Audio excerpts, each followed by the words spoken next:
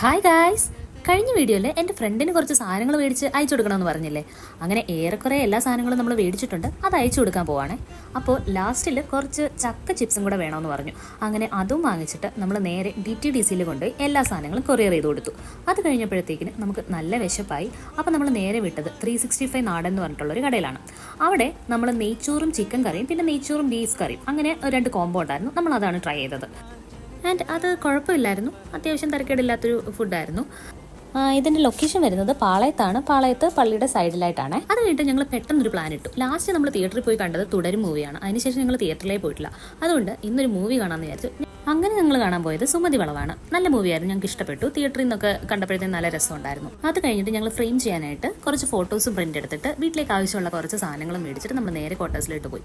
ഇന്നത്തെ blog ഇത്രയുള്ളേ. By.